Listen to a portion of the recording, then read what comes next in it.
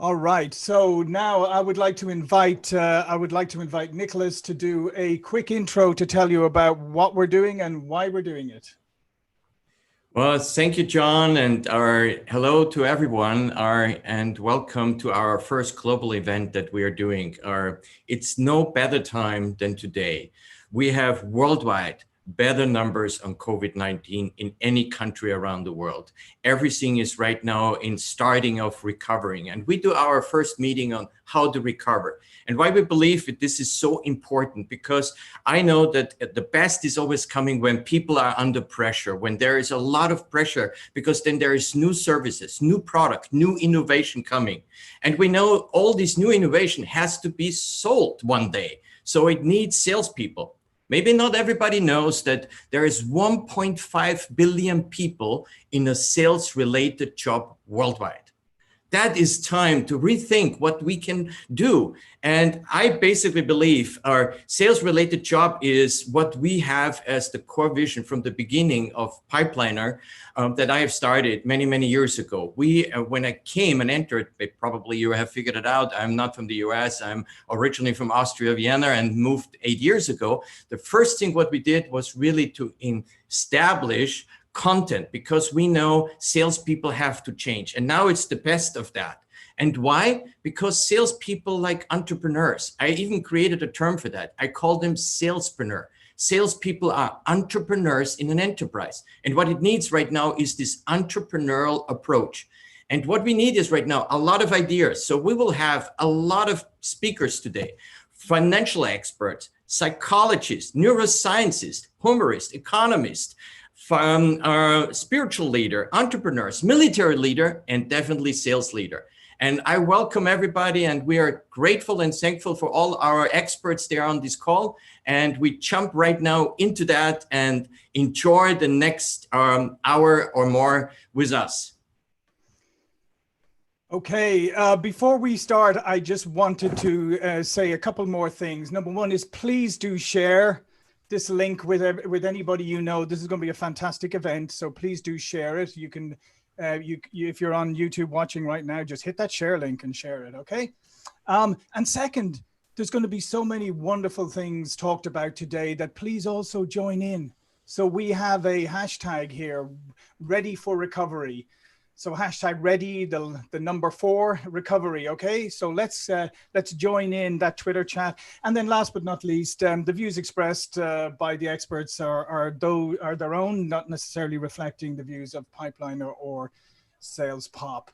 Okay, so without further ado, let's get straight into the questioning. The first person that I would like to direct a question to is Colleen Stanley, okay? And Colleen is a sales leadership coach and author of Emotional Intelligence for Sales Success and Growing Great Sales Teams. So, Colleen, obviously, you know, your existing customers are the lifeblood of your organization, your liquidity, your future. You mean they're the base. How can you protect them and ensure that you're doing everything to keep them during this this crisis? Well, there's some good and bad news here. What would you like first? Oh, I think I'll get the bad news out of the way. That's usually what people do. As your neuroscientist, we'll probably talk about that reptilian brain. But here's the bad news is that, frankly, client retention, taking care of clients is really something that hopefully every company was thinking about before this pandemic, right?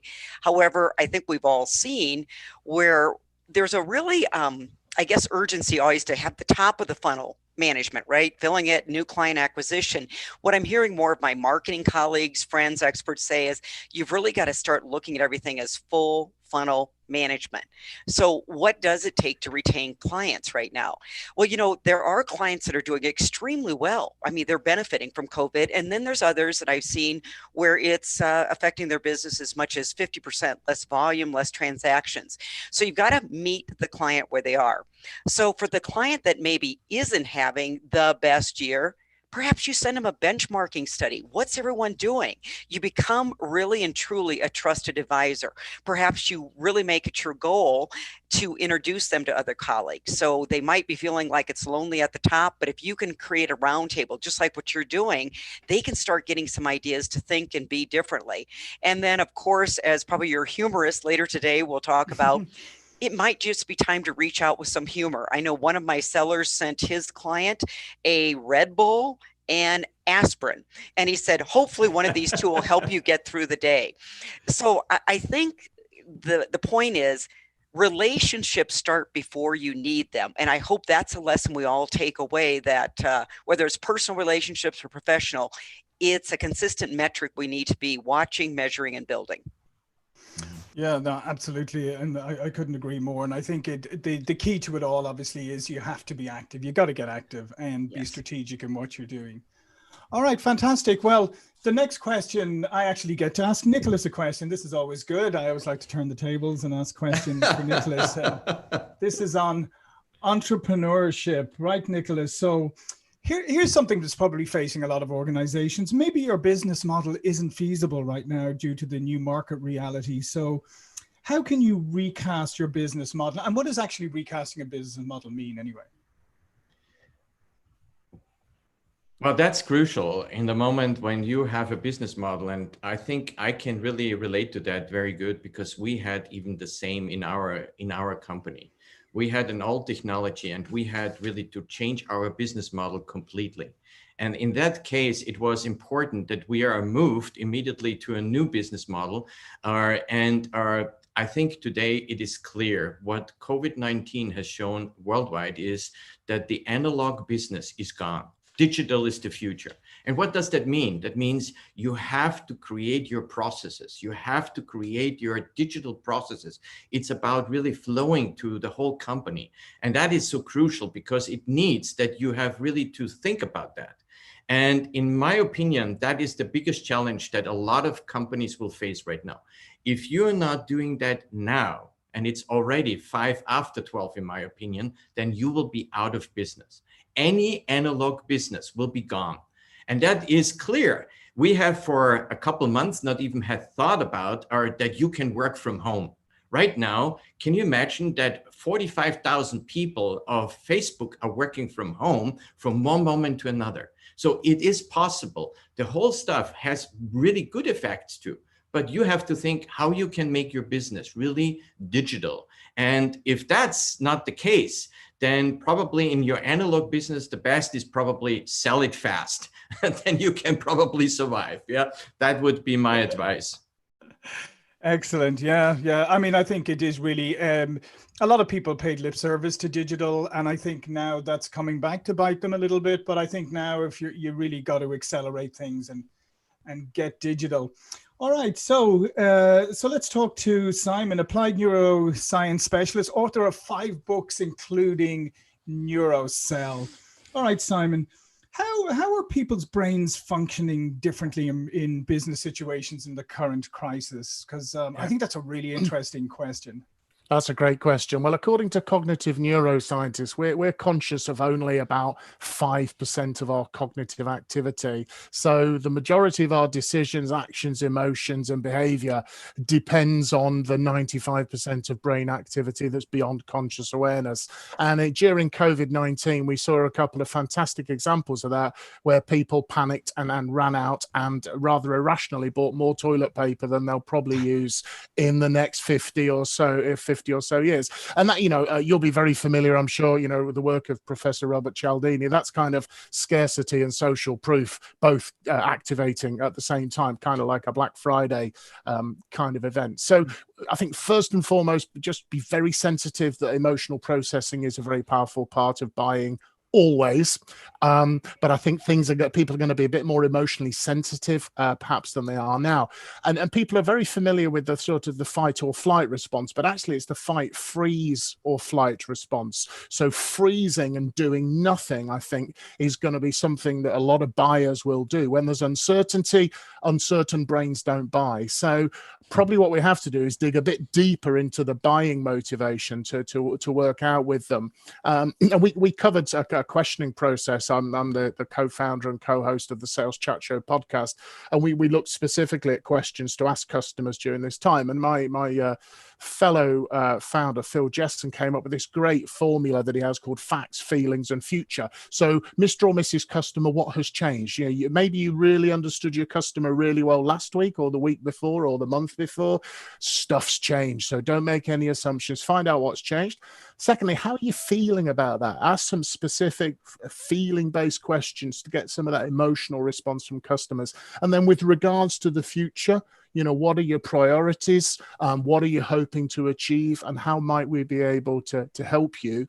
And then I think also asking really good problem questions and impact of problem questions to build motivation to overcome the inertia. Because I think what the brain is probably doing at the moment is feeling uncomfortable, feeling uncertain, and pressing the pause button. So you've either got to really, really motivate it out of that with away from motivation, or show it something to move towards, away from motivation towards motivation. Very powerful influencer on that 95%. And I would also strongly recommend start using more stories, because stories are much easier for a sort of an uncomfortable, uncertain brain to absorb than maybe an overt sales presentation. So talk about other customers similar to the customer, what they've chosen, what they've chosen to do. And like Colleen said, treat different brains inside your customer's head differently, depending on industry and circumstances. They're going to be in varying stages of sort of buying readiness. So I think being sensitive to that fact will pay in terms of those long-term relationships. Yeah, that's great. Thank you. Thank you, Simon. I totally agree, especially on that idea of where people freeze and stop everything. I mean, I think everybody's in business certainly saw that at the beginning of the crisis, where people just stopped everything. Yeah. And now they're realizing that that's maybe not the greatest solution. All right. So, Colleen, another question. So here's a difficult one in many ways. So in some organizations, you're probably going to be forced to downsize a little bit, maybe make some cuts. But at the same time, you still need to sell and grow your way out of this. So how do you do all of that, but yet ensure that your top performers and the ones that were retained, that you can get more out of them? So, John, there's a quote from the late Maya Angelou, and she said it best: when you know better, you do better. Unfortunately, though, sometimes sales leaders, whether they're well-intentioned, but they're sometimes working on the wrong end of the problem. So I talk to a lot of sales leaders about what they don't teach you at traditional sales management school. So if you're required to do more with less, this is something I'd be teaching my team right now. Good old-fashioned principles of time management, productivity management, because just like Simon said, right now what I'm hearing from a lot of sellers, they're shiny object, they're having trouble focusing, they're homeschooling, now the kids are out, there's no camp to send them to. So you can't expect them to do more if they literally have not learned basic productivity skills. I see sellers losing 1 to 2 hours a day because they haven't learned even the basics of calendar blocking, right? The right way to do it. It takes 45 minutes to really block your calendar for the week. I'd also like to add on to what Simon said. The skills that often aren't taught or reinforced are those soft skills. Like, are you running your sales meeting and asking your team, when did you go into fight mode this week, flight mode, freeze mode? Because that what you're not aware of, you cannot change. So those are not the coaching questions being asked. And again, playing off what Simon said, the empathy. See, empathy is meeting that client where you're at, and where I'm seeing a lot of salespeople, they're reaching out, they're making the prospecting efforts, but they haven't really taken the time to stop and think. What's the new message? What's a day in the life of my customer like today? Not 2 months ago. So if you're still approaching with the same messaging you used 2 months ago, you're immediately disqualified, because no one wants to do business with anyone that they feel like doesn't get them. That's the emotional connection. That's the empathy. So time management and some of those soft skills: coach, teach, reinforce. Yeah. And probably, wouldn't you say, as you said, it's over communication is probably a good thing between managers and their teams right now? The managers, I was listening to a conference call in a manufacturing distribution association, and this sales leader said, we're doubling down on our daily huddles. We do 3 a day. And these were not new sellers. These are veteran sellers. Now imagine what's happening in distribution. they're all having to learn how to sell virtually. So what's that? And Simon, you're probably it's probably that unconscious mind, right? I can't do this. I'm only successful when I'm face to face. So that's why the doubling down on coaching. And again, coaching to the invisible. What's the real reason people aren't executing sometimes on the knowledge or actions they know they need to take? Yeah, absolutely fantastic insights. Okay, so Nicholas, back to you. All right, so let's face it, entrepreneurs, small business people, and that's probably a lot of firefighting going on in the organization. And when you get into firefighting crisis mode, it's very easy to get tunnel vision, right? So what do you need to do to still inspire your teams and innovate in order to not just survive, but how do you deliver a compelling message to get people to move forward and actually succeed? Yeah, that's a good question. In my opinion, I see right now a shift, and the shift is going back to leadership. We have a little bit differentiated too much between management and leadership. Our management is absolutely necessary, and every good leader needs to manage good. But what it's need right now is real leadership. We have too many generals. When they turn around, they have no soldiers. They have a title, but nobody follows. You see, you have to get up and you say, we are going this direction, and you have to be up front, not behind. And I think right now in this crisis, we see people when they lead. Because when you lead, you need trust, and your people need to trust. And what Colleen said before, it was great for me, because you see, as a leader, you have to have empathy, not only for the customers, for your people. You have to understand what they go through and lead up front and to go that. And I think that needs a lot of good communication.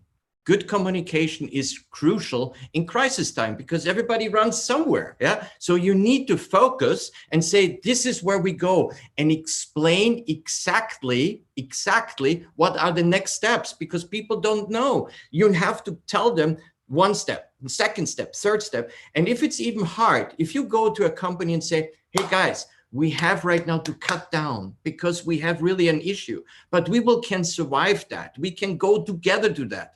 People will follow you. And that is the shift. What it needs, honesty, integrity. It needs right now really that your word counts on that. When you give your hand, that people believe you gave them their hand and they can really trust on you. And I think that is the big change that is right now. It shifts again to real leadership. We have probably super manager, but they don't care on people. They see the numbers. Oh, 50,000 people, get off of them. Yeah. That time is, in my opinion, changing. I don't know if it's totally over, but people need people, and people follow people, as people buy from people at the end of the day. Yeah, no, absolutely. And I do think that one of the things coming out of this is going to be, really reestablishing trust as such a central theme to everything, empathy and real leadership. And let's face it, real leaders emerge during crises as opposed to when the good times are here, right? All right, so Simon, you touched on this earlier, but maybe you go a little deeper, is how can neuroscience help sellers connect better with nervous or frightened buyers? Because, we are surrounded by them right now, understandably and justifiably, but how do you help get over that? Yeah, what I'm about to say will apply, very much post this situation as well. Fundamentally uncomfortable brains don't buy. And what happens when a prospective customer meets a salesperson for the first time, it's kind of stranger danger. So when you meet somebody you're not familiar with, your primitive part of the brain goes into a slightly a minor form of threat response. It's that kind of uncomfortable feeling if you're at a party or a networking when you don't know anybody. It's that kind of feeling. So they're not going to be at all receptive. So all the old wisdom of building rapport before you start, I think, is really, really important. And I talk about 3 stages: connect, chameleon, and control. So connect is that first early, that important empathy. Colleen was saying that's an important part of it. But it's some of the things are so simple, so funny. Colleen talking about blocking out your diary. How many times when I'm consulting or whatever do I have to get people to go back to the basics? So smiling, remember that, which says, hey, I'm not a threat. I was doing some consultancy last year with a company, and I was out with some of their sales guys to sort of assess them. One guy never smiled in any meeting, and at the end of the day I said, said, do you like your job? He said, yeah, I love it. I said, try telling your face, because it's just like, and then nice open body language. I mean, this is just basic stuff, isn't it? Voice modulation, a little steady in the early stages. And when we do get back to meeting each other face to face, don't get in too close too fast, what's called proxemics in nonverbal communication. So nice and steady. And then chameleon is as the reptile does, it adapts its color to its background. And this is called adaptive selling, which is where you try in advance to kind of look at their LinkedIn profile if you can, see some interesting things. Crystal Nose for the plugin on LinkedIn will give you some insight into the person, so you can kind of guess what they are, but it is possible to do it within a few seconds. It doesn't really matter which format you use, DISC or whatever. I use Prism brain mapping, PRISM, and just adapt yourself to the four main behavioral profiles. Remembering, of course, all human beings are individual, and we've got to be really, really careful about inappropriate generalizations. But general guidance, you've got your lively, expressive personality, big picture thinker. They respond well to enthusiasm, so you pump up your energy levels. The more steadiness orientated buyer, very people relationship orientated, slow down a little bit, be a little bit more calm, relaxed. Your classic driver personality, straight down to business, lift your energy, lift your speed. And then the analytical, which is often the one that scares most salespeople, very autonomous, detail orientated buyer, low emotional responders, want lots and lots of detail, so be a little bit more formal. And from an empathetic point of view, you become a little bit more like them. You're still yourself, you still maintain your integrity and your authenticity, but you just come a little bit more like them, and then they'll become less nervous, left, right, and less comfortable, and the brain becomes more receptive to selling. And the last thing is always put the customer in control. Let them know what's going to happen so they know exactly what's coming. Let them know that you're not about to go into some form of big pitch, anything like that. Give them control. When you have control, you feel less nervous, and then you're much easier to sell to people. Yeah, fantastic. That's some great insights. And one thing quickly, we have a couple of Twitter questions, but here's one interesting.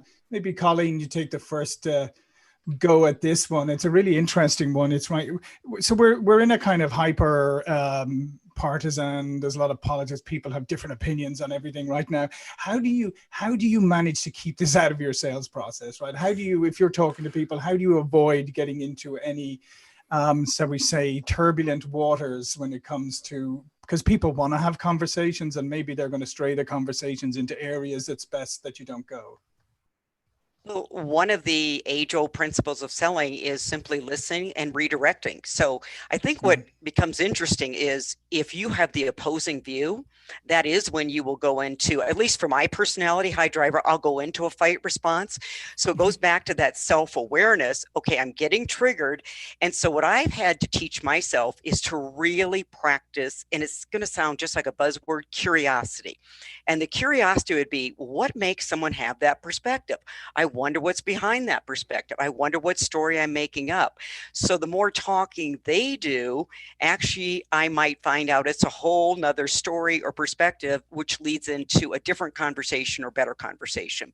So I'm generally one that's had to work a lot on the trigger response regret loop. Therefore, I teach it a lot. That's fantastic. All right, well, we're coming to the end of our first group today, and our next group is going to be joining us after a short video. But before we leave, maybe one last just wrap up sentence from each of you. Nikolaus, for the entrepreneurs out there, what advice do you have? Be innovative, or start thinking and walk in the shoes of the customers, and then you find good solutions. Excellent. And Simon? Get out your own head, get inside your customer's head. It's more important now than it ever has been. It's the same good selling as always. Get out your own head, get inside the customer's head. See the world through your customer's eyes. Fantastic. And Colleen? And sales leaders, I would capitalize on what Nikolaus said, model the behaviors you expect. So I love the technical part of sales management, but are you modeling the soft skills, the emotional intelligence skills in teaching and how you approach your sellers? Yeah, absolutely. That's fantastic. Great advice. Listen, this has been the first great three-person panel from our event today. Remember, we have 2 more groups coming immediately. So now we'll say goodbye to Colleen and Simon. Nicholas is going to stay with us and actually co-host the rest of it. And thank you very much for joining us on that first panel. Now, right now, we have a special treat for you. We have Philip Vorndran, who is a financial expert, and we're going to hear from him right now. If you just bear with me for 1 second.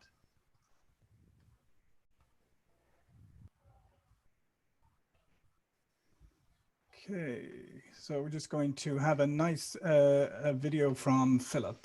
Okay.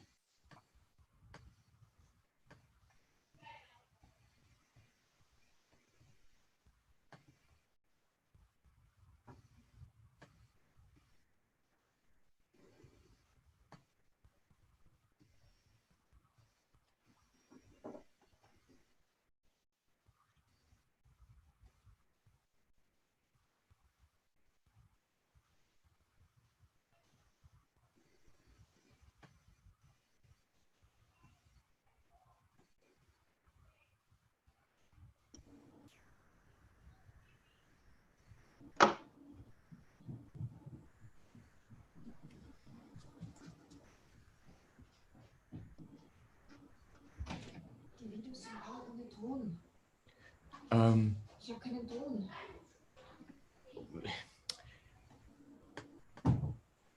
John, the video is without our sound, Claudia says. Oh, okay.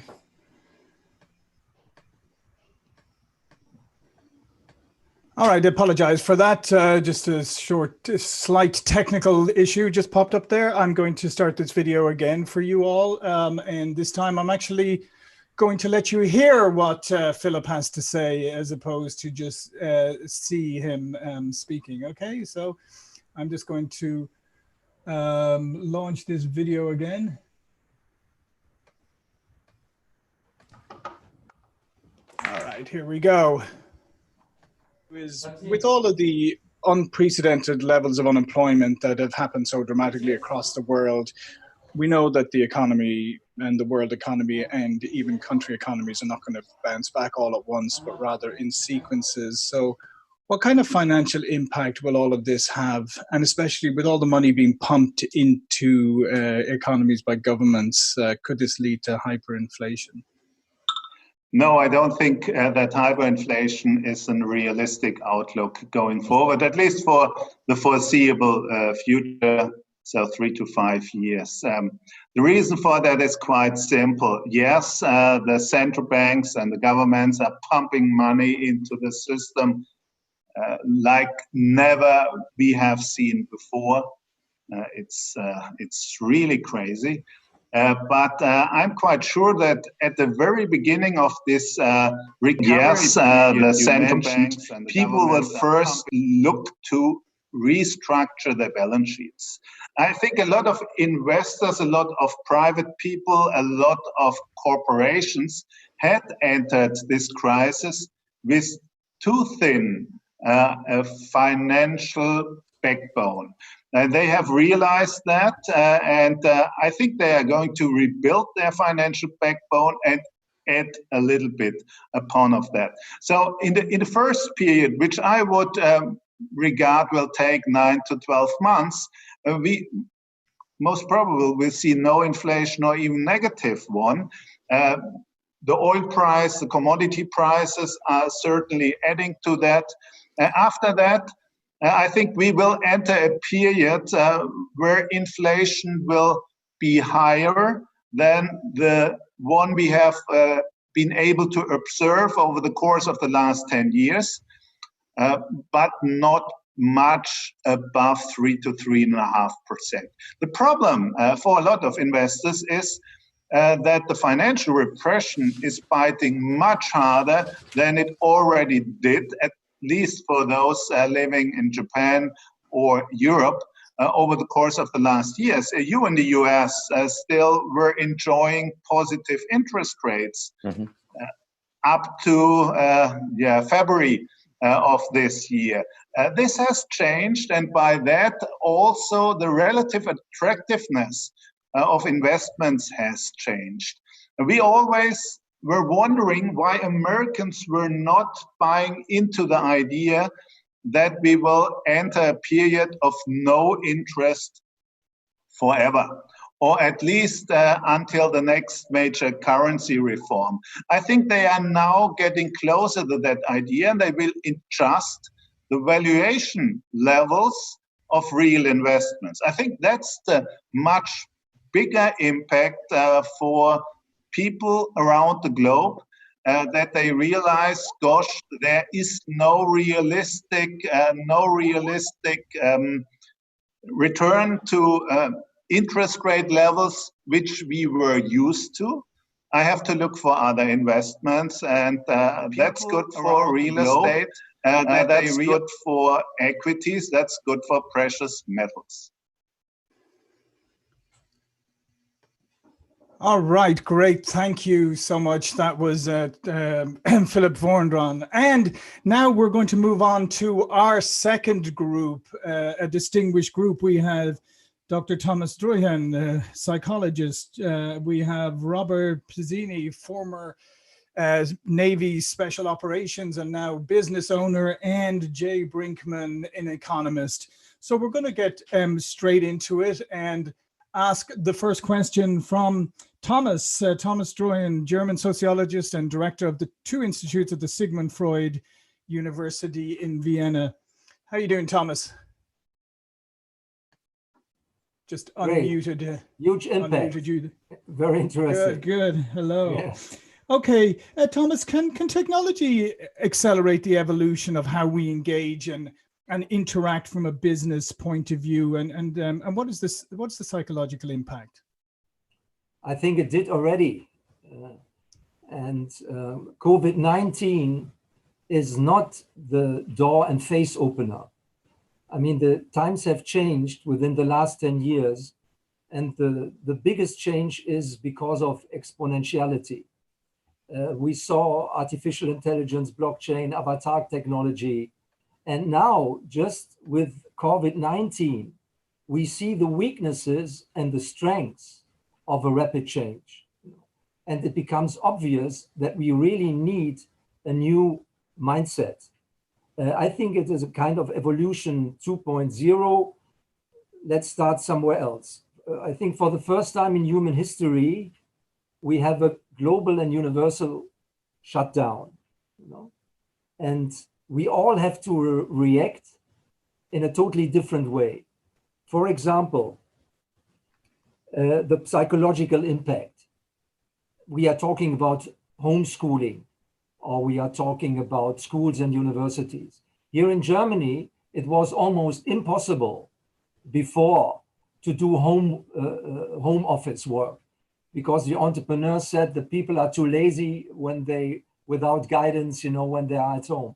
Now you are forced to do this, and obviously it's very successful. And as Nikolaus said, this won't change anymore. I mean, the digital and the virtual technology means interaction. And there's no doubt that this acceleration will change our way of thinking, our way of learning, and our way of doing business. There's no doubt for me. That's fantastic. Thank you, Thomas. Yeah, it's interesting times from a psychological point of view. Okay. Nicholas, did you want to ask the next question, or? Yeah, Robert, I think it was great to hear what Thomas has said before, because you see, we have this dramatic attack from an invisible enemy. And the question is, what is a dramatic surprise attack, and how people are realigning or reorganizing and motivating their people and to prepare them for the future. Because sometimes the impact is often very different between the people in the front line or in the baseline. How we do that exactly now?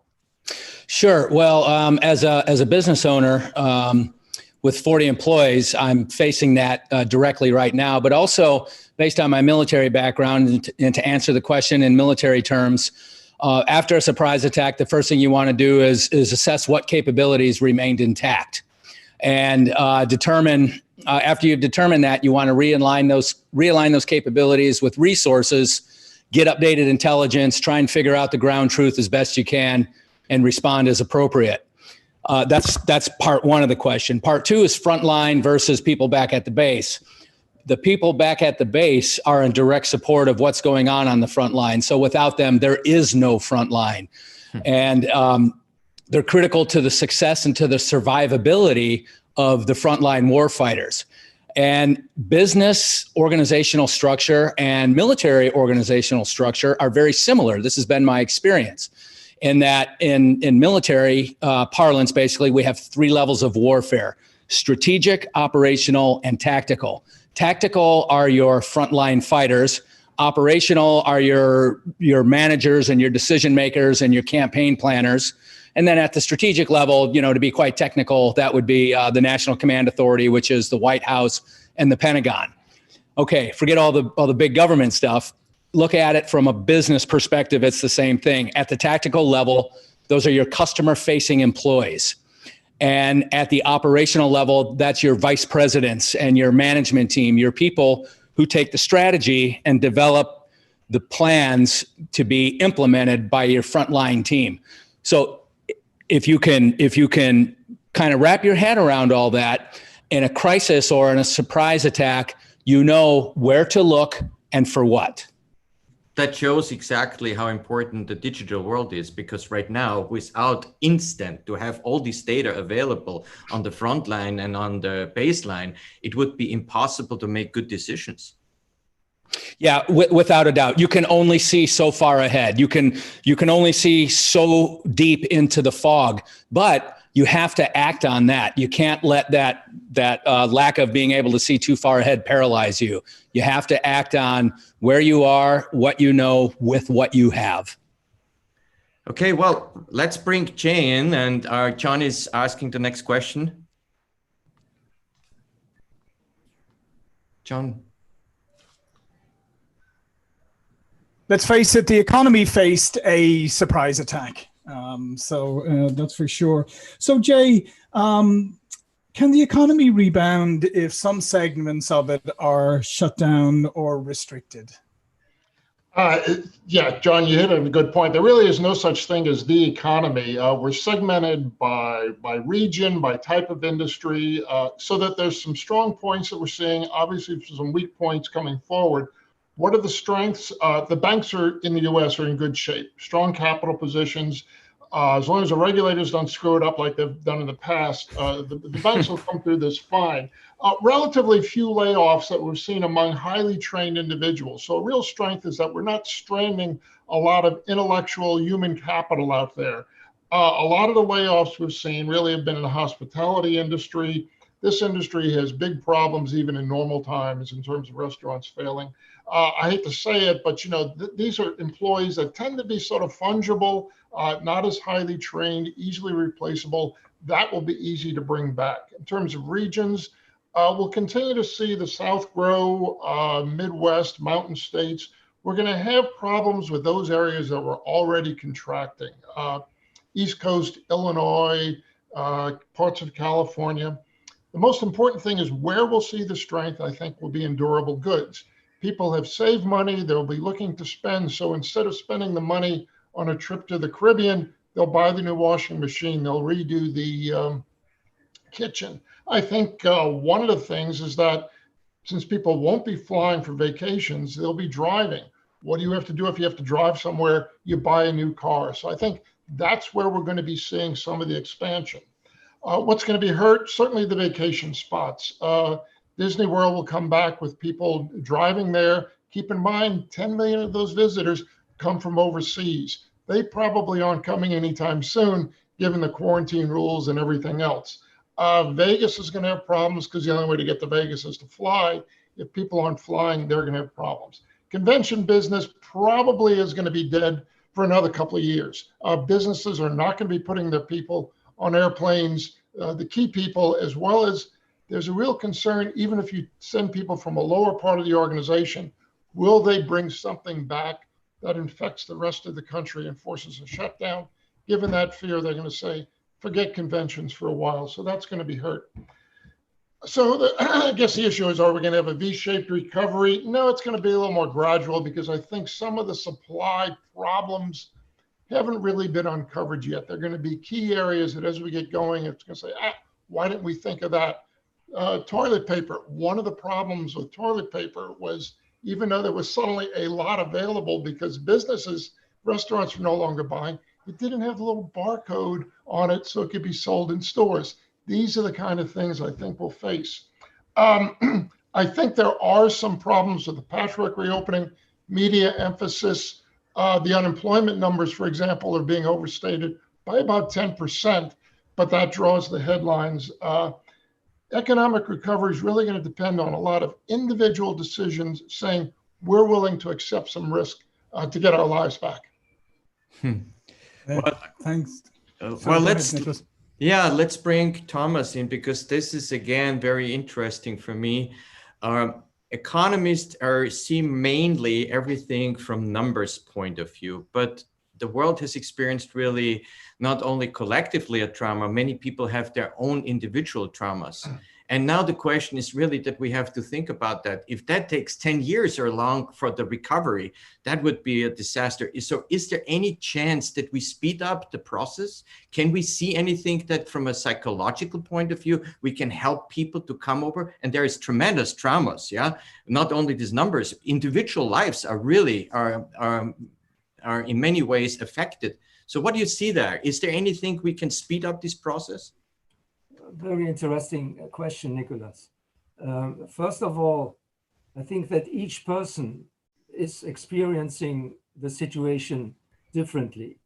It depends from the level in society, it depends on education, it depends on the cultural circumstances, the religion.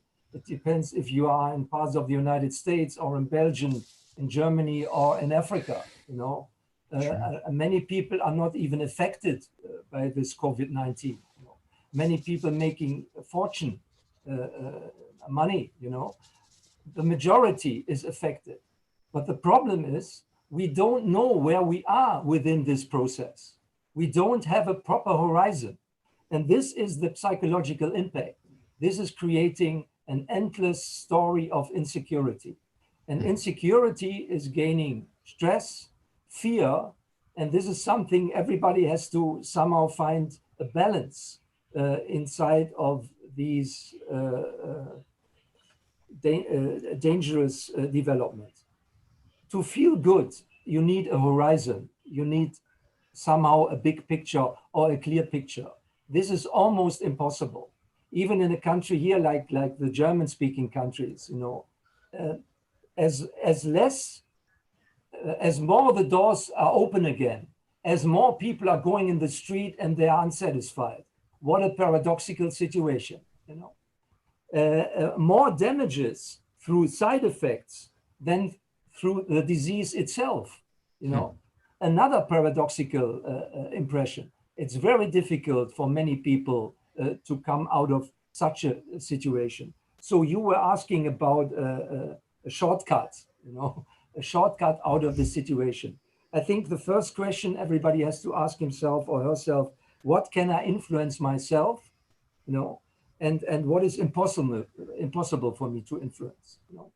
And so it depends what you are doing. Analyze your situation.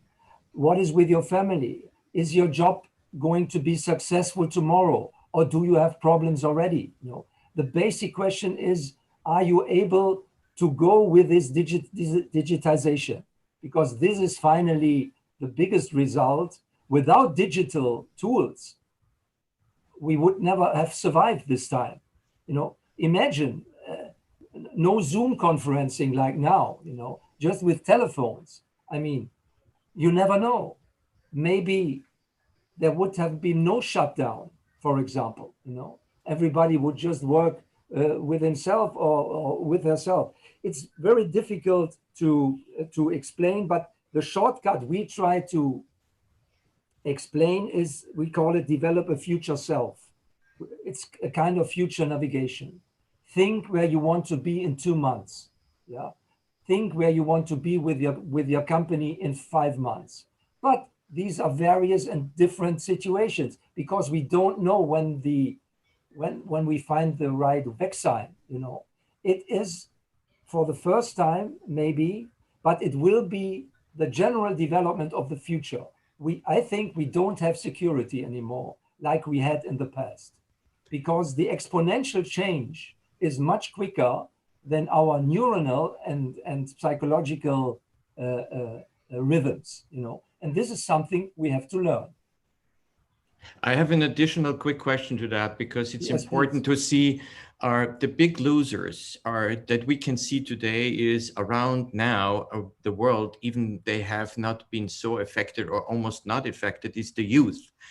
A lot of people graduating right now in the US and around the world, and many have no jobs, have not even any options. And are they the first time have real fears? What you would say for this target group, for young people, they are entering and they are really very skeptical. They have a lot of not only fears, sorrows, and I think it's so important because that's the workforce of the future. Fantastic question. Normally I should write a book about it. It's difficult to say in 2 minutes, but I made a study last year in 9 countries. We interviewed 10,000 young kids between 14 and 24. And what we found out was that there's a group between 4 and 9% in almost each country. We called them the exponential explorers. They were world citizens in general.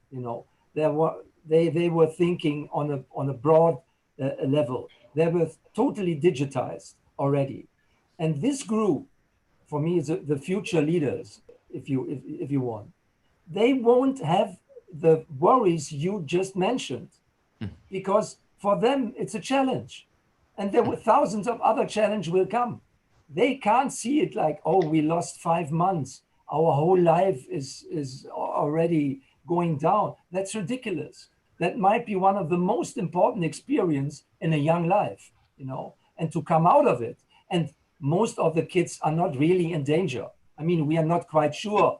It's just, we know this medical issue, but I wouldn't see it in this drastic way, Nikolaus. The young kids have the chance to make a drastic experience, and they will come out of it because they are also affected in a different way.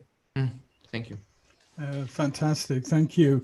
All right, Robert. So, special operations that you were in obviously depends a lot on intelligence and surveillance and understanding the lay of the land. But, as we often see, situations change quickly. Maybe when you get there, it's not quite what it was. So in the context of business, how do you ensure that your team can adapt quickly and operate effectively when they don't necessarily have the full and complete picture? So in the absence of the full picture, you really have to work with what you have and what you know, and that will take you so far.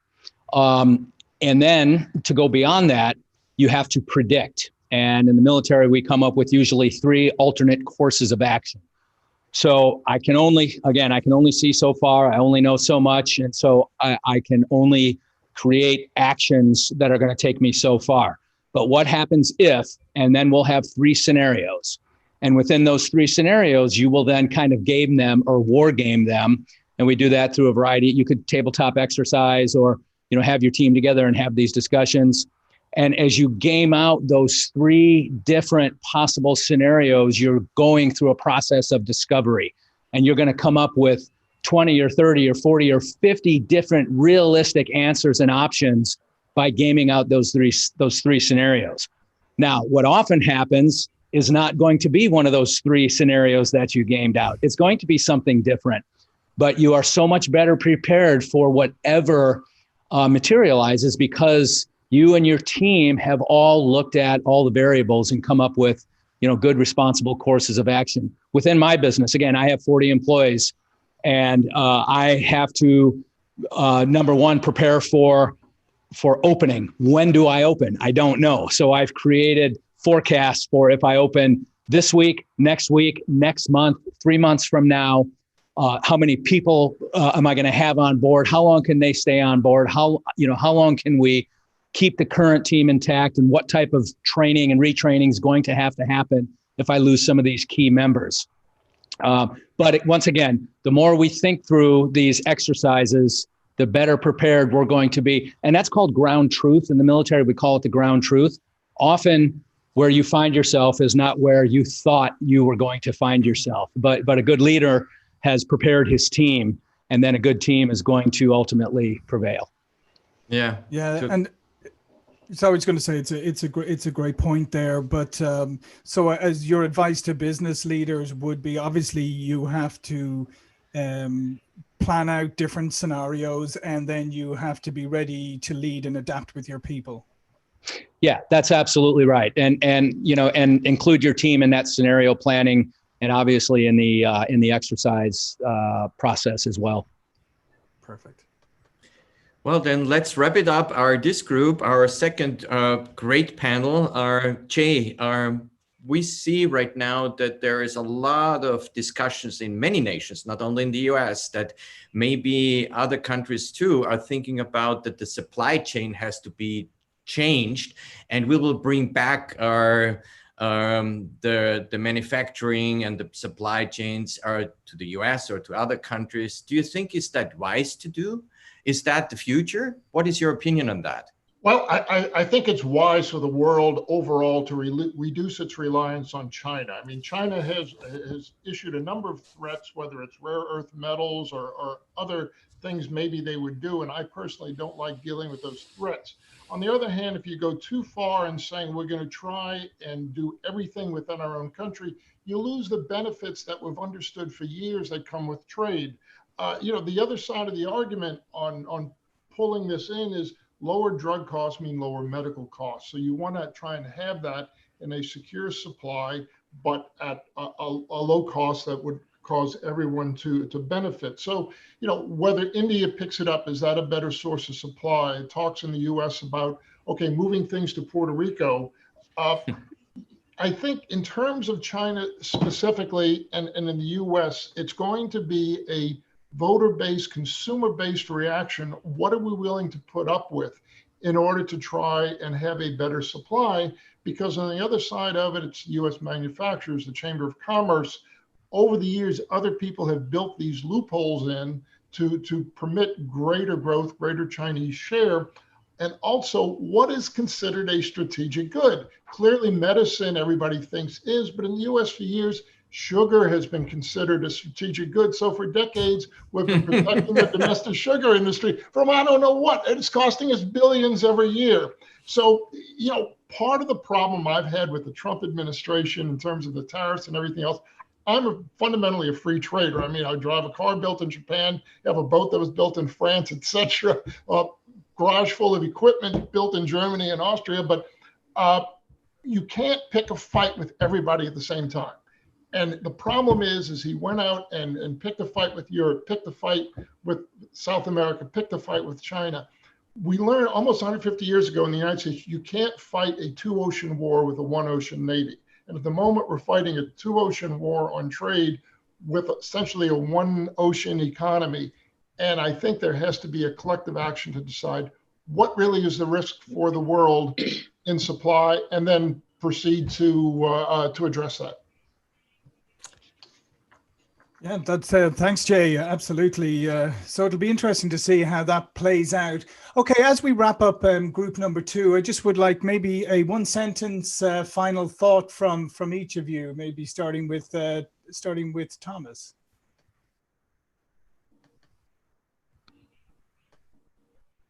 Again, sorry. Just a one-sentence wrap up. One final thing that you would like to share with everybody. Yeah, we should take the advantage out of the situation. I mean, I'm not talking about as somebody whose wife died. Yeah, I mean, for the average people who came through this pandemic, for me, I have learned more than before, because I could see strengths and weaknesses much clearer than before, and there's no excuse and no interpretation. So it is a future, a map for me, and we know exactly, I think, exactly what we do. Of course, what Jay said, the question how to deal with China is another big issue. Okay. Yeah, we could probably do a whole 90 minutes or maybe 90 days even on that one. But and Robert, your final thought for everyone. Just that we have to be very flexible and adaptable, to repeat the terms that were in a previous question. This entire situation is evolving on a daily basis. And what was stated as fact previously, for example, don't wear masks, they don't do anything, to everybody wear a mask. I mean, that's a pretty big shift from the highest levels of our medical community. However, take it on board, be flexible and adaptable, and know that we will get beyond this. But it's, if we're rigid and dug in, it's going to really increase the pain point for everybody. And so flex and adapt and use your best judgment going forward. Fantastic. And Jay, final thoughts. Absolutely. People keep talking about this virus as being a war. And, some of the greatest innovation and changes we've seen over the years have come during wartime. And I think we're seeing that now. A real acceleration on a number of things has been stated by some of the other panelists. The economy is going to come back. It's going to come back strong, but it's a comeback a little different than it was in the past. Mm-hmm. Great. Listen, thanks very much, Jay, Robert, and Thomas. It's been a fantastic segment. We're going to have our next three panelists coming up in a moment, right after another video from Philip Vorndran where we're going to talk more about the financial impact. Let me just do this one more time. Sound. Yes, I know. I promise you sound from the get-go this time. What kind of advice you would give right now from a macro, if we go to a micro or economy level, and saying what kind of advice you would give to companies in regards of their assets? Or would it be a time to invest or conserve cash? Or what you would say for our company owners and CEOs and CFOs if we go to... There's no generalistic approach to that. Yeah. Nikki, we have so different business models around the corporation world. There are some which are clearly tailor-made for the future. The Corona crisis has turbocharged a lot of trends which already were in place before the crisis. The high indebtedness of the governments, the low interest rates, the move away from analog to digital. And if you have a proven business model in the digital world, I think it makes a lot of sense to invest. Yes. If you are still based on a very analog business model, then maybe the smartest idea would be to sell your business as soon as possible, as long as there are still people out in the market who have not yet realized that the analog period will be over, at least for the average business. There always will be some analog business models which are so niche focused that they are going to work also in 100 or 20 or 200 years' time, but only the minority of them is going to work still. So there's no generalistic approach. I think that we will have a total different structure of importance of global economies. We think the relative winner of the Corona crisis clearly is China. We think still a winner will be the US economy. There are three reasons for that. One is they are focused on digital companies. Absolutely. All the major players are located close to your hometown, Nikki, next to China. So where you have an Amazon, they have an Alibaba, a Tencent, and a Facebook. And so it's a ping-pong game between China and the US. You have much better demographics than most countries in the developed world. And people in the US, they are used to problems. And they are not the ones who ask for support by the government first, which is the problem we have in Europe. And we think that's the reason why we are one of the first losers. We have a continent which is very diverse. The situation in Italy, in Greece, in Spain, in France is a real mess. They had bad luck regarding the crisis. They have now bad luck regarding the tourism. And that will cause a lot of debates. And last but not least, the biggest loser, we think, will be emerging markets ex China. All right, fantastic. Thank you. That was Philip Vorndran. And now we're ready for our final panel of the day. We're really excited. We have a motivational speaker, a neuro-humorist, and a spiritual leader. Okay, so let's start off with TShane Johnson, who's motivational speaker, corporate sales coach, Marine Corps veteran, and #1 best-selling author. And just for fun, TShane walks back and forth across America. Anyway, TShane, how do you lead by example to motivate people when they're scared and uncertain? Yeah, so that's a really great question. I actually really enjoyed getting this question. I think John Wayne says it best. It's being scared to death and settling up anyway. I don't think there's really any way, as a leader, that you walk into a situation and you feel that you're absolutely confident in all capacities. I think it comes down to a point of, that you have to execute accordingly. Decision has to be made, and someone has to make it.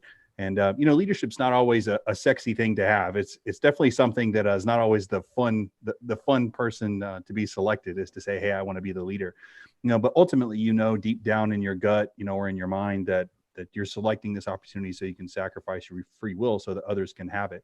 From a military background, I think that comes without saying, being a Marine, that we challenge ourselves on adversity and we push forward and advance, even in a time of what would be considered most people's, most fears. And I think when people start to see that, generally I notice in society today that less and less. And I think people are really thriving for that. They want to see strong leadership. They want to get behind someone, and they want to know that, hey, listen, things are going to be okay. So, from a standpoint of leadership, I like to make sure that, listen, I'm scared too, but we're going to make this happen, and the end result's going to be a positive one. Excuse me.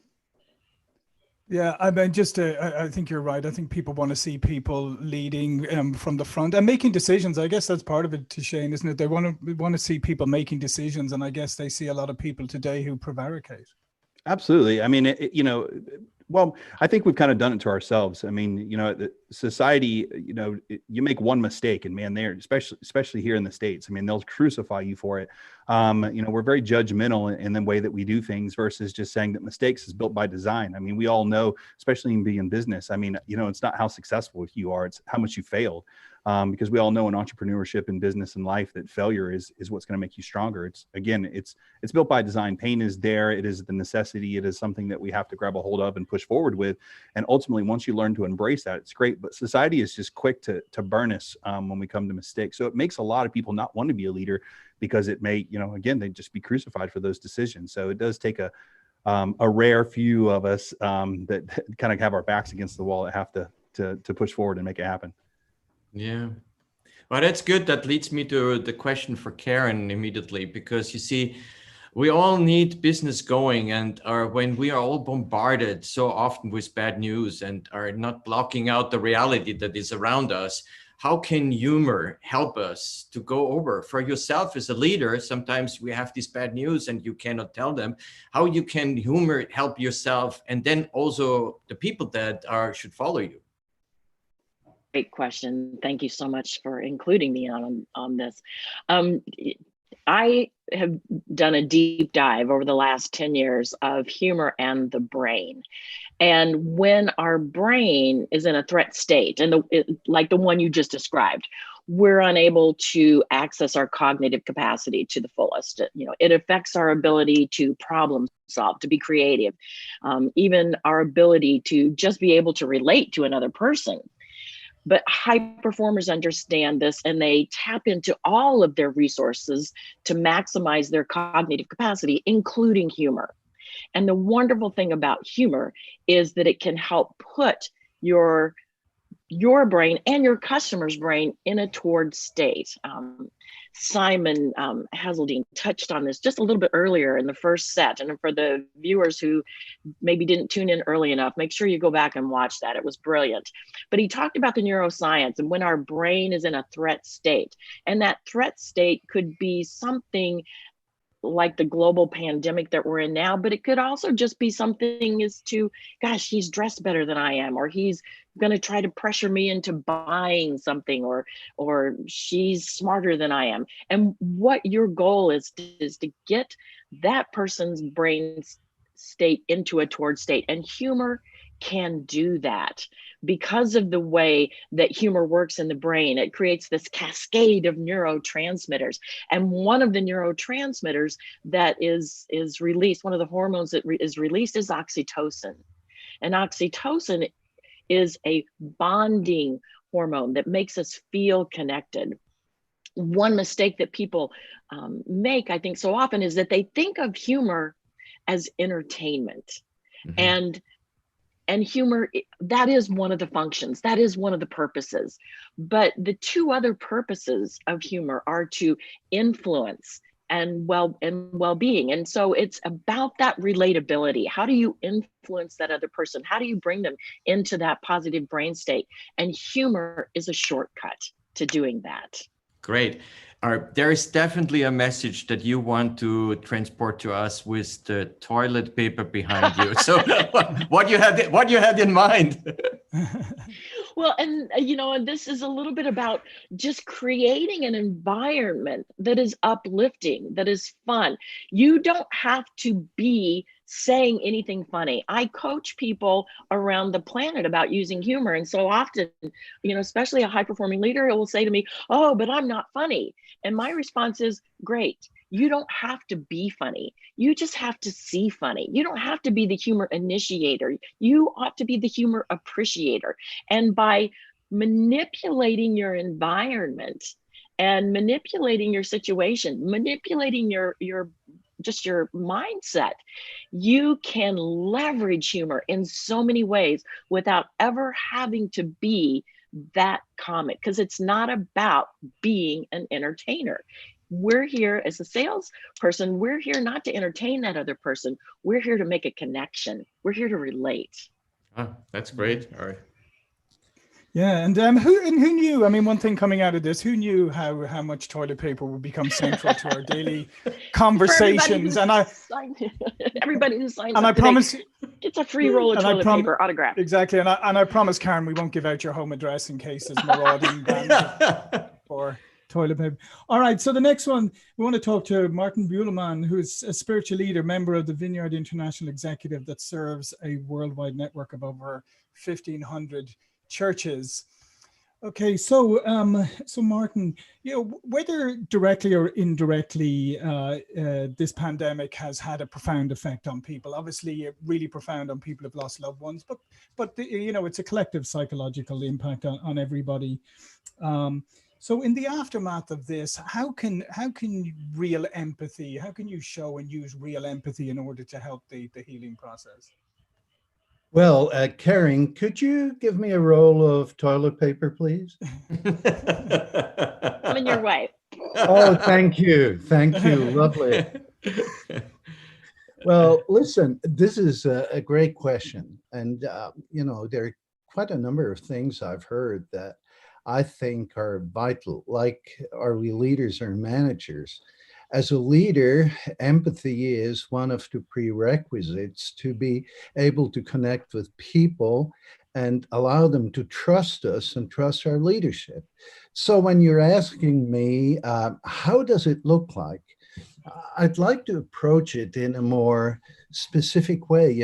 First of all, we must consider the impact that the pandemic has on people. And as we've heard, some people profit, some others have an awful time. They're losing job. There's fear, bigger fear of losing jobs, income security. There's even a bigger fear of this than the virus.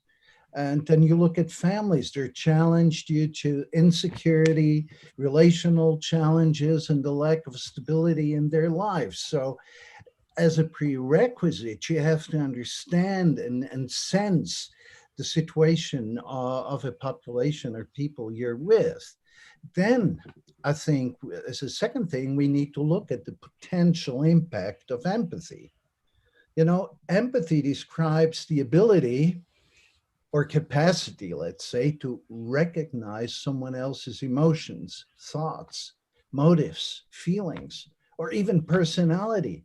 And in fact, empathy means that a person can show affection, grief, sorrow for others, compassion, or readiness to help.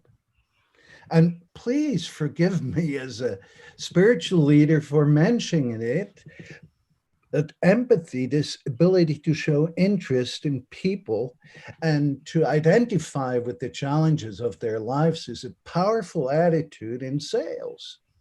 I don't know how you want to sell if you don't know what they need. If you're only interested in making money, you'll lose it. If you're interested to help people achieving their goals, you'll gain it. But let's go back to the present pandemic. What does empathy look like was the question asked. First, empathy means looking away from yourself and considering the situation of a person you're in contact with. Don't be preoccupied with yourself, but occupy yourself with the other person. Share their concerns, encourage them the way you can, and most of all, become generous in helping people in need, listening to them, talking to them, calling them on the phone, and in some cases, even buy them food. Now, the question that you may ask is, what does happen when people experience empathy? You know, true empathy never judges or criticizes people for their condition. Yeah. It always looks beyond. Empathy means, and I think, Nicholas, you mentioned it, empathy means walking in the shoes of others, sharing their challenges, but not giving up, showing a solution, and looking into a good future with them. That's empathy. So it's not just sitting around crying with those who are crying. It's creating perspective, future. Let me end by answering this question by saying that true empathy is always honest. It's not a gimmick. Empathy is a heart's attitude, not a tool. It comes out of your heart. It's the honest readiness to look away from yourself to your neighbor, your friend, that person who's carrying a heavy load. It is forgetting about yourself for the benefit of the person you're with. And I believe empathy has the power to change people's life situations more than anything else. Well, that's good, because that leads to TShane immediately. Our TShane, you are very good in that, and you have shown through your life already that are supporting people when they are on the lowest, and you have personal experience on that and lifting them up. What you would say right now? How is that possible? What you would say, and what advice you would give? Yeah. So, I mean, from someone who's been homeless to dead 3 times to gosh knows how many things I've experienced with that, and then working with the homeless and working with people at their lowest point, you know, I think what if I had to sum that up as a whole, from high-level C-suite executives, military to people that are drug addicts, is I think we all lose a sense of our identity.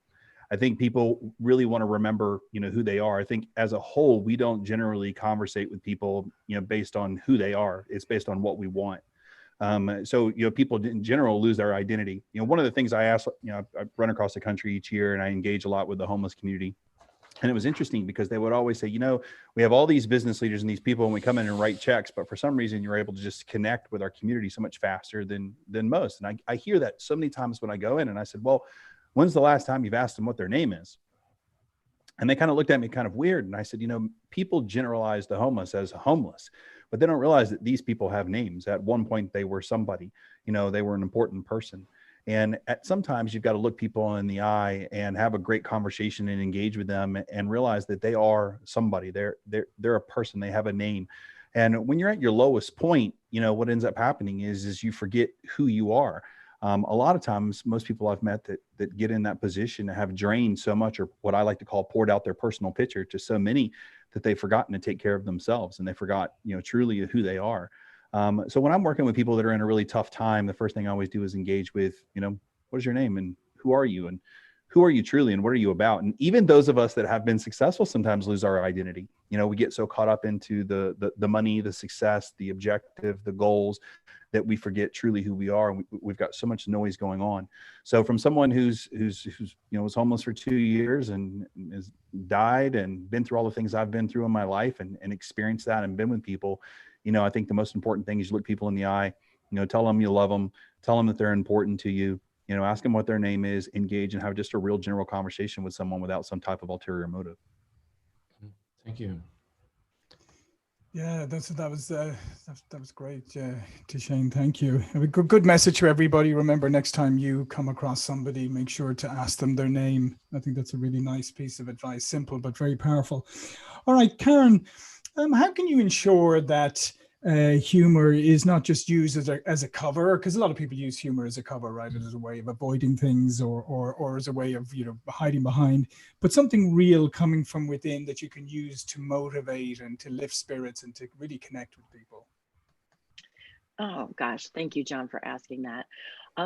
I've identified 7 critical building blocks of high performance humor, and one of those is authenticity. Your humor really needs to be authentic. And again, this goes back to, are you using humor to entertain them, or are you using humor to relate to that other person? And when you can use humor to relate to that other person, it's not about you don't measure your success in laughs. You measure your success of using humor in the quantity and quality of your relationships. And so I encourage people to, when I'm coaching them, to use humor that bonds, using humor. What's most personal is most universal.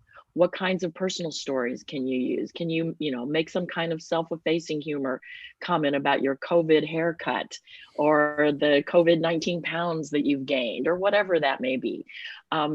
Avoid sarcasm. Sarcasm is an aggressive type of humor.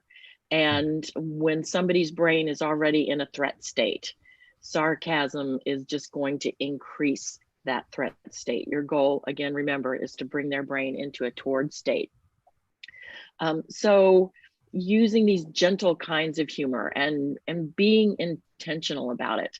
I loved what TShane had to say about asking people's names. And when I'm coaching people to share humor, it's not about being in your own head and thinking about what story am I going to tell next and what's my laugh line. It's connecting. And so my benchmark for my clients is, after you've related with that other person, can you tell me what the color of their eyes are? Because I really want you to be connected to that other person. And so humor can be used intentionally to reach that state. And again, not about being funny. I was coaching a very high sales ticket item, a gentleman from Australia, and he wanted to use more humor and in his sales process, but he was like, help me be funny. But what I realized in working with him was he didn't really have a sense of humor. He didn't have an appreciation of humor. And so he was really just focused on the laugh lines. And even if I write somebody some laugh lines, if you don't understand when and how to use it with that other person, it's not going to work.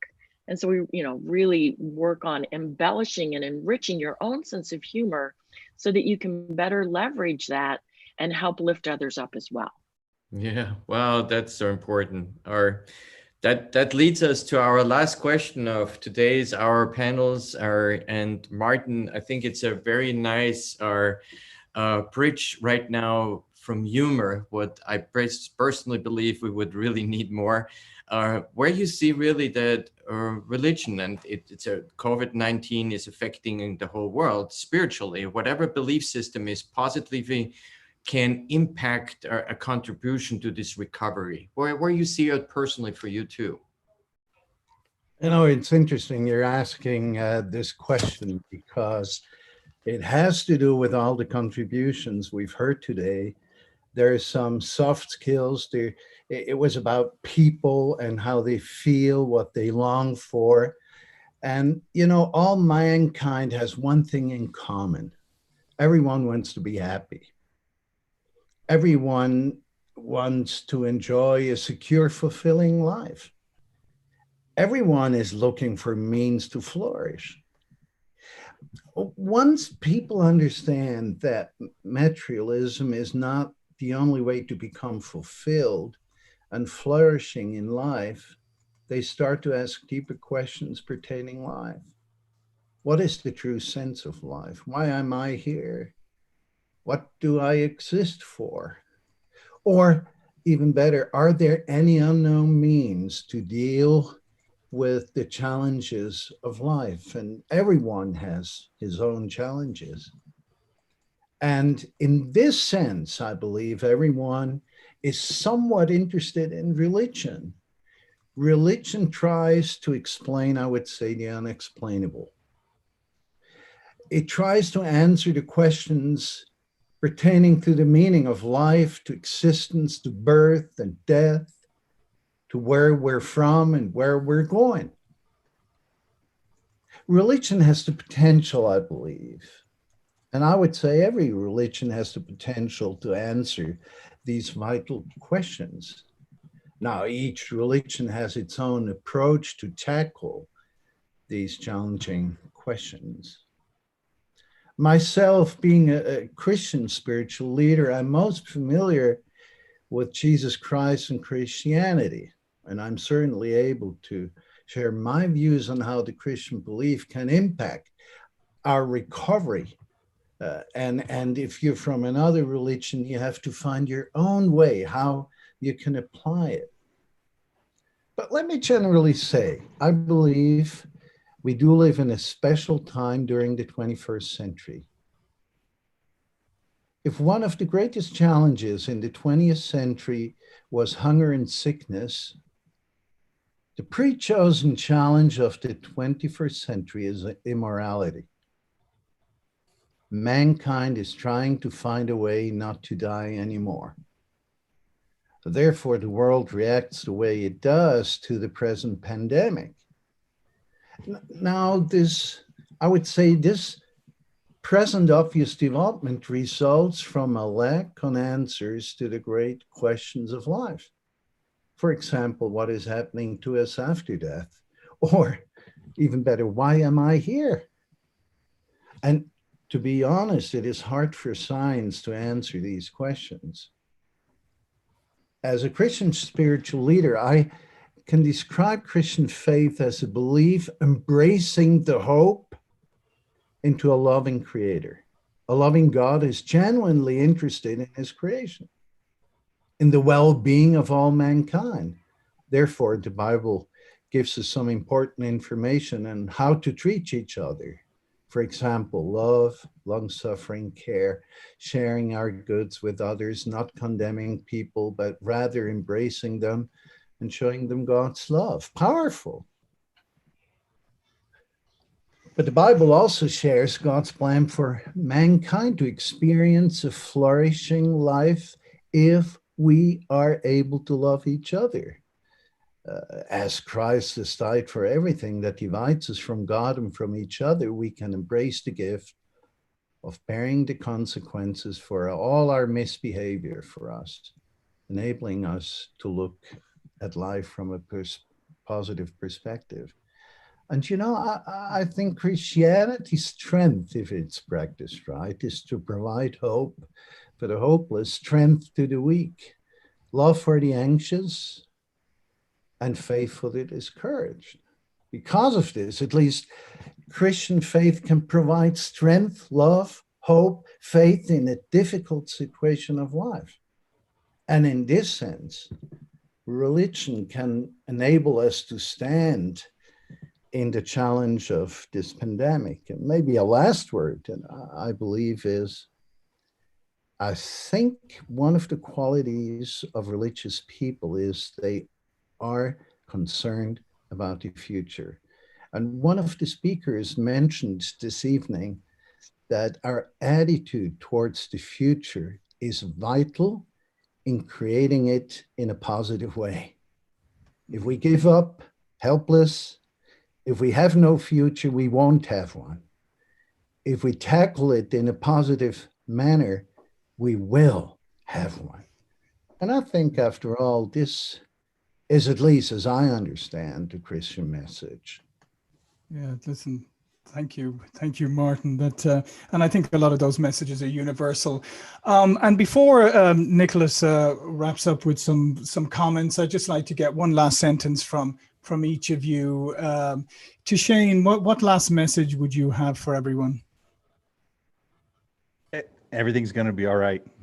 You know, I mean, you know, it's just as simple as that. You know, life is what it is, and I think you have to live, laugh, love, and remember that if you're a father, you know, hug harder than you have before. If you're a partner, you know, kiss, love harder than you have before, and just take time to realize that you're important, you know, and love, live, laugh, and hug yourself. Remember that that life is all right. It's going to happen one way or another. Take it from somebody who's died. You know, I know that I have a competitive edge over most people because I understand that at the end of the day, it is just life, and it's not what happens to us, it's how we react to it. So that's what thanks. And Karen?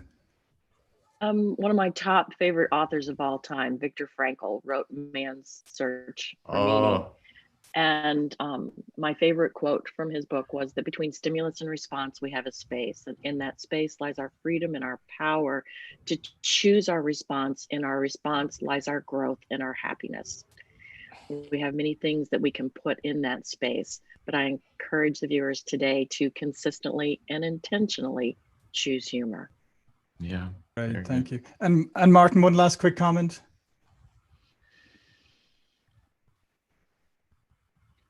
Oh, Martin, yeah. Can you hear us? One last quick comment. Be encouraged. The future is waiting for you. Absolutely. That's great. All right. Well, listen, this has been fantastic. But before we go, I think Nikolaus would like to say a few words and really sum up this day. We'd like to thank everybody who joined us and who has stayed throughout with us. So please do stay for Nikolaus's last few comments.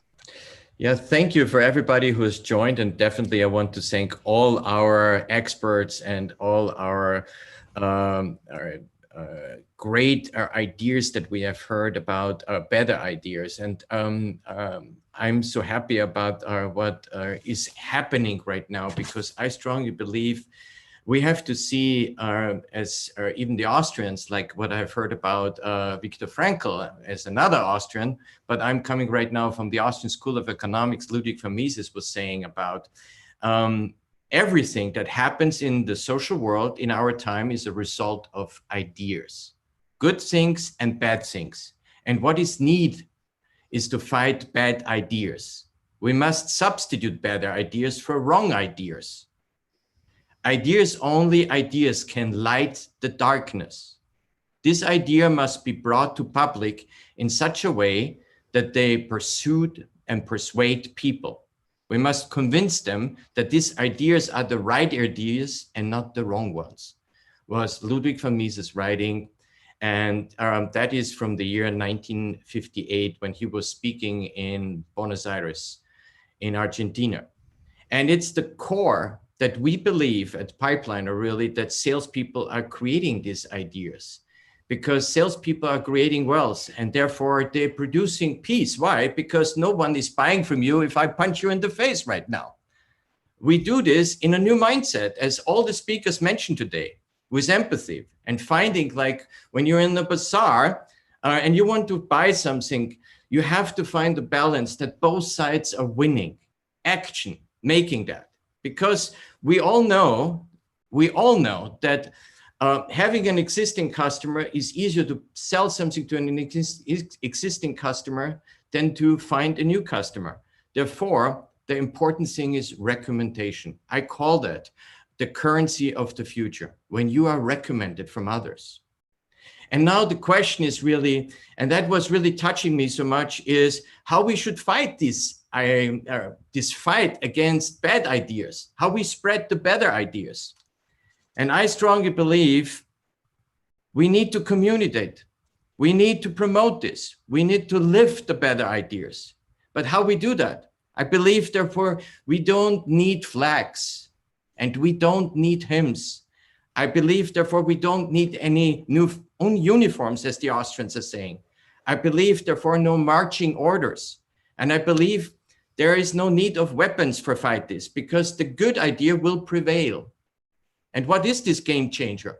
It's altruistic, because everybody of us can relate to that. I think it's now time really that we start doing that, because salespeople are crucial to create really wealth and producing peace. It could be that the salespeople, the 1.5 billion people there are in a sales-related job, can really be the game changer. Nobody ever thought about that the most despised intellectual group, salespeople, could be a solution, because when salespeople go out and have the empathy, what we've heard, and fighting these good ideas because we want to create that could be a big new beginning for recovery. And that's why we did that. And the last thing that I say today is why we do this because we from Pipeliner we believe on the better ideas. And that's why we also we have the better CRM. We want to help the others. I hope you enjoyed this and thank you for participating. John, your last words?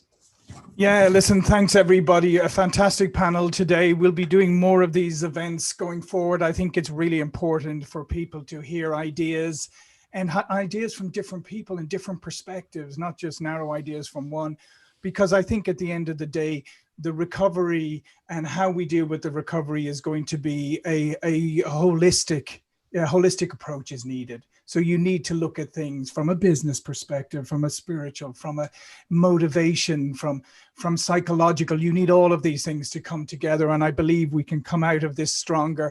And the thing that I just like to underline before we go is something that TShane just said. And I just, for me, it's profound and something that I try to communicate with other people is there's so many things outside of your control, and there's big global issues and there's things that you can get all wound up about. But at the end of the day, if you can be the best partner, spouse to someone else, if you can be the best parent that you can be, if you can be a good neighbor and positive influence in your community, and you can model that behavior, that is contributing so much more to the world than pontificating on Facebook or other places about big global issues and getting into arguments. So let's try and use this as an opportunity to come out of this with a great positive mindset and be the best people that we can be. And again, listen, thank you to all of our guests today. And thanks for so many people who tuned in on YouTube and who commented and who've been in the Twitter chat. It's fantastic to see.